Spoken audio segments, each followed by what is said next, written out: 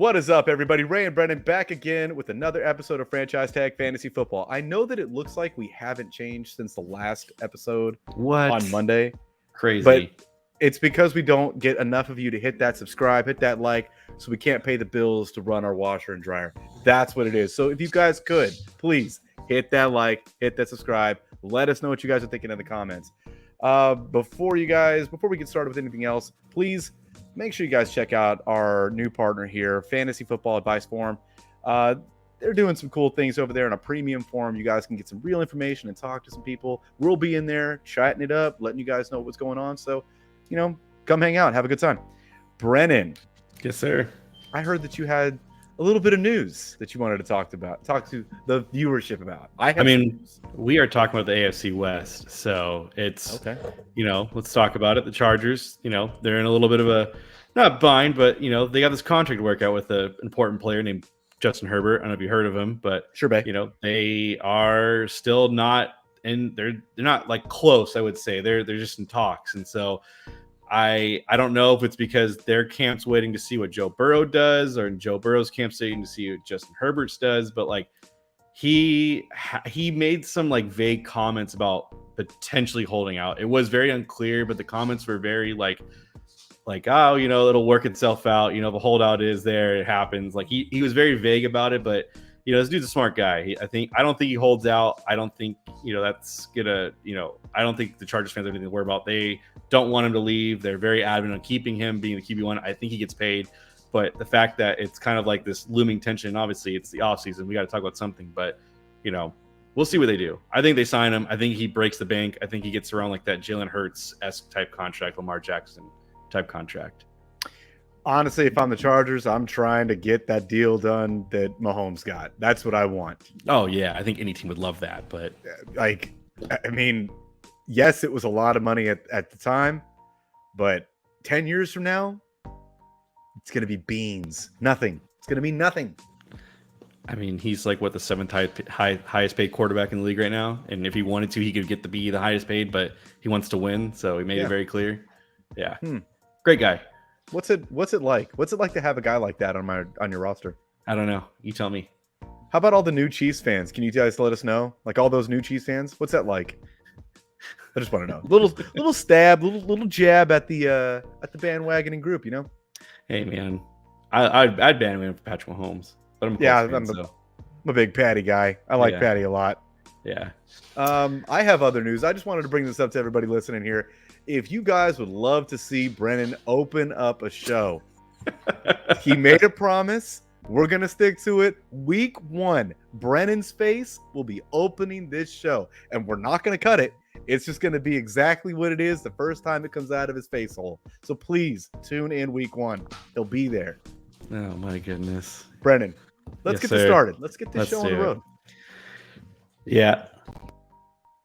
Sorry about that. A little technical difficulties there. But yeah, so we have the Denver Broncos. Their current win total set at 8.5. I think this team was the most obvious disappointment among the NFL. Whether you thought it was Russell, Hackett, or a mix of everything, but this team underperformed. Now, I will say this team had the most injuries among any team last season, so that could have played a part of it, but overall, it was embarrassing. They did have a good offseason, though. They traded away their first-round pick and got Sean Payton. So obviously they're going to make the playbook a lot better for Russell, dumb it down for him. He's obviously a system quarterback. Pete Carroll knew that. So Sean Payton's going to make sure he figures that out. But they did sign Mike McGlinchey and Ben Powers, who were good offensive linemen. One was for San Fran. I think the other one was for the Ravens. But obviously this team boils down to whether Sean Payton can make Russell viable. I think Russ is, like I said, a system guy, and he's going to put everybody in the best position to succeed. Now, my value pick for this team is actually Javonte Williams. He's going 68th overall, which is late 5th, and he seems to be on target to play week 1. It looks good so far from the reports of camp. Remember, everyone's healthy in camp. I get it, but he's actually making the cuts. He's doing everything he's supposed to, and I expect them to ease in a workload by week 4, and he should be the bell cow type. So we really need to get through training camp before I would want to get to say Javonte is the guy that I'd like to have in that title. And I'm only saying that because there's 2 names out there looming around in the darkness, in the cut, waiting to kill some unsuspecting bell cow running back and make him useless for fantasy football. and that is Zeke and Fournette. And I really hope that neither one of them go here because. Alden. Oh, and Dalvin Cook. I'm sorry, but Dalvin Cook isn't like he wouldn't be useless. Then it would just be like, man, that sucks because It's a 50-50 split backfield. yeah, then that really got a good flat out split. But like, Yeah. I don't know. I like Jerry Jeudy. I like his ADP. I think that he's arrived. He's a guy. He's a solid receiver 2. I feel fine having him as my receiver 2. Even with Russ's struggles, he was all right last season. He wasn't killing you. Yeah, Judy's going at pick 59, so he's going like at the very end of the 5th. So yeah, and you could see him fall because people have the top of the 4th, beginning of the 5th. Yes. This is all quick math, ladies and gentlemen. We don't have calculators again. I went to community college in the military for obvious reasons. So yep, Uncle Sam paid for me to do the same thing. So I think that Jerry Jeudy's ADP is right for what your team might need. And I think that he might fall some more because of the bad taste that Russ and his Let's Ride campaign put in everybody's mouth. I really do believe that. So 8 wins though, that's gross. That's gross. No. I mean, it's tough. I think you have them less than the Raiders? 8.5 wins. Yeah, they're. I mean, we can talk about the Raiders next, but yeah, they're 8.5. That's what they. No, I have them. This is because they finished behind. They finished worse than the Raiders last season. That's so crazy. I thought that I maybe I misunderstood what you said. I thought that you were saying. So I went from worst from the division last year, not from my rankings. It'd be completely different. But got it. Yeah, speaking of the Raiders, though, their current win total is set at 7.5, and I think that's going to get bumped down quite a bit because of the whole thing. But this team was just another complete train wreck by the end of the year. McDaniel's clearly running this entire show. I get it, Ziegler's there, but he is clearly the guy. He wants his guys. He's made it very clear. He clearly never wanted Carr to be his quarterback. He benched him week 14, showed that he can make his offense viable by having Stidham look pretty impressive in his 2 showings. This offseason, they let Derek Carr go. They traded away Darren Waller. Obviously, if you don't invite your coach to the wedding, you get traded, clearly. They signed Jacoby Myers and then signed Jimmy G. But now there's no certainty that Jimmy G is ready week 1 because obviously they've moved all that money to basically be cuttable if he can't play week 1. I think he plays week 1. I'm not going to fall into that trap. I think he plays, but San Francisco 49er fans can tell you, welcome to the show, what they've experienced their entire time having him. For me, I think the value pick of this team is, in fact, Jacoby Myers. He's going pick 123rd in most recent ADP, so that's a 10th round. He's a solid bench spot. He's had games where he put up big numbers. I'm aware that Devontae Adams is there. He's going to be the guy. He's going to get his targets, and he will be the first read. But I think Jacoby Myers can be a solid wide receiver 2, 3 this season. He can finish that 24, 25 area. It wouldn't be crazy if he did because Jimmy G does feed the guys, and when he does play, and he's a guy who's familiar with McDaniel's offense. So he's going to come in right away, not, knowing all the playbook. I think that I think you're spot on with Jacoby Myers. The guy that I'm kind of off on, and maybe it's because of his ADP is just climbing more and more, is Josh Jacobs. I know that, he lit the world on fire last season. I get it. And I'm kind of a Josh Jacobs hater for multiple reasons. But his ADP compared to what I've seen him be for the entirety of his career outside of one season makes me think that he's getting overdrafted. Okay. That's the only one that I'm like, I don't know about that one. Let me tell you. So Josh Jacobs going 18th overall. He's going ahead of guys like, would you rather have Tony Pollard? Yes. Breece Hall? Can we answer this question when we know that Breece Hall, when Breece Hall is going to play? Sure, he plays week 1. Week 1? Yeah. Probably going Breece Hall. Okay, Najee Harris. Definitely going Najee Harris. Oh, wow. Okay, Ramondre Stevenson. Probably going Ramondre Stevenson. Oh, my goodness. Okay, Travis Etienne. That's where I draw the line. I'm going Josh Jacobs. All right. Damn, you have him way further than most people. I don't know because, think about the track record that he's had prior to last season, and now you downgraded in quarterback if you want to really say that. I think it's lateral. I think Jimmy G and Derek Carr are lateral. I think it's a lateral move. Yeah, I think Derek Carr is a better quarterback, but I like an overall like stats and stuff like that. I think it's lateral because I think Jimmy G knows McDaniel's offense. I can see that. That's a toughie. I would say it's a minimal downgrade Yeah. to Jimmy Yeah, I G. would say, Minimal. yeah. But I would say that Jimmy G now has a little more weaponry around Devontae Adams than what Derek Carr did. Mm-hmm. You know, I think Jacoby Myers is an absolute step up from Mac Hollins. Yeah. So I can see lateral. Let's just say lateral, whatever. I don't know. Maybe I'm a little off on Josh Jacobs. I'm not saying he's going to have a bad season or like that. I'm just a little off on him, and I like those guys a little more. That's what I'm saying. Yeah. So the next team is the Los Angeles Chargers, and their current win total is set at 9.5. I hit the over when I saw this. I think they're a 10-win team. So let's just go through their season last year. They had so many up and downs throughout the year. They made big offseason moves. They added Khalil Mack and they added J.C. Jackson, which seemed to push them the chips all in to try to beat the Chiefs, which obviously they didn't come to fruition. Unfortunately, Herbert sustained a pretty severe rib injury week 2, and he just looked miserable the entire season. He didn't look like himself for the entire year. J.C. Jackson, you know, he was awful. Then he tore his patella tendon, which it's the same injury I'm going through. And I can tell you firsthand, it's awful. And you don't come back the same, apparently. So that contract is looking really rough for them. But they made the playoffs, which is great. Good for them. But unfortunately, they gave up the third biggest comeback in NFL history to the Jags. So there's that. But they did some good things in the offseason. They fired Joe Lombardi finally because he was a terrible play caller. And honestly, they should have fired Staley as well because being a bonehead and starting all your players week 18 in a meaningless game, and you injure your star wide receiver with a broken back. So that's just me complaining. Yeah, that's just me complaining. I just think Staley's terrible. But they did get Keelan Moore from the Cowboys, who has a very, very fast-paced offensive tempo, and I think it's very good for fantasy-wise. I think it's gonna be good for all the wide receivers. They obviously drafted Quentin Johnson, their first round pick. The value pick of this team is Herbert.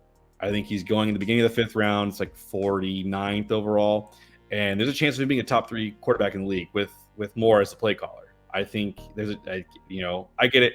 Mahomes, Allen, Hurts, whatever the case, but there's a chance that Herbert can creep in there with the numbers that Moore puts up. So it's not crazy to think that. Yeah, I can see what you're saying, and I feel like I saw like a TikTok saying like it's never Herbert's fault. But really, like if you look at what Herbert does in the media, does not get a bunch of slack that he should. I do agree with that narrative.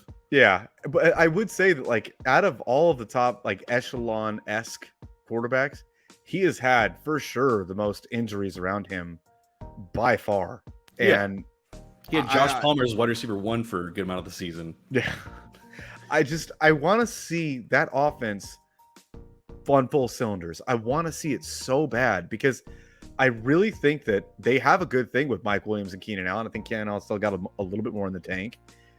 Quentin Johnston might actually come in and be that value pick. He's going late as hell in the draft. And if he does hit, all this camp hype about him right now is just insane. But what if it's real? You can get him in the 13th? And Johnson's going 100th overall, so he's like ninth round. Yeah, 9th round. It's a little high. If he goes to the 10th, I like it. And I'd take it. I'd take a chance. Why not? What else are you going to get in the 10th? But I don't know. What do you feel about Eckler right now? I wanted to ask this to you. What did you feel about Eckler right now?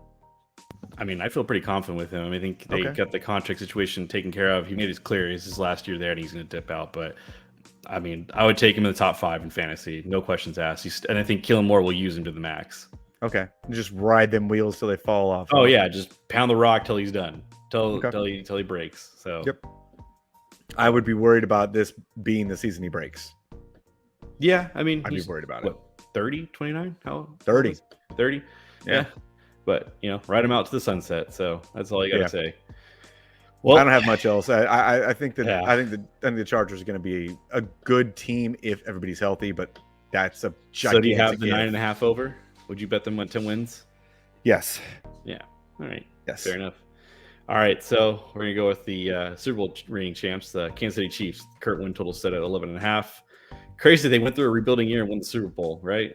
I'm kidding, but it was the narrative. And trading away Tyreek Hill, everyone seemed worried that Mahomes would miss a step, but he did quite the opposite and he won MVP. They lost Juju, but re-signed Jerry McKinnon and then signed Richie James from the Giants. I think the value pick for this team is actually Jerry McKinnon. And he's currently going 126. So that's a mid 10th round. I'm not expecting to light the world on fire like he did when he brought him in. but he seems to have the third down back on lockdown, and I think he's extremely viable for PPR leagues. I think we've been preaching the word for a hot minute here. Rashee Rice is a guy that I really want to have at least one share of. Especially if you're in like a 14-man league, especially he has to be rostered. Has to be. Because if he hits, he's going to hit big. Yes. But there's also Sky Moore, Kadarius Toney, and Richie James. So it's just a bunch of like we said, it's a bunch of wide receiver twos that we don't know who's going to be the guy. Let me ask you, Brennan, and this is, I feel like I don't even care about the ADP right now. Who do you want on your team more? Out of the wide receivers? Out of those wide receivers, Toney, Kadarius Toney by far. It's not even close. I don't I'd rather have Toney. Okay. You're gonna say Rice, aren't you? No. I was gonna say Toney too. I wanted to see what you were gonna say. I just wanted to make sure we're on the same page there. If you threw an ADP, does that make a difference?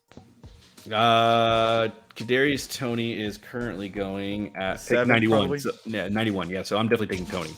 Okay. Yeah, Rashee Rice is probably going undrafted in most 10-man leagues.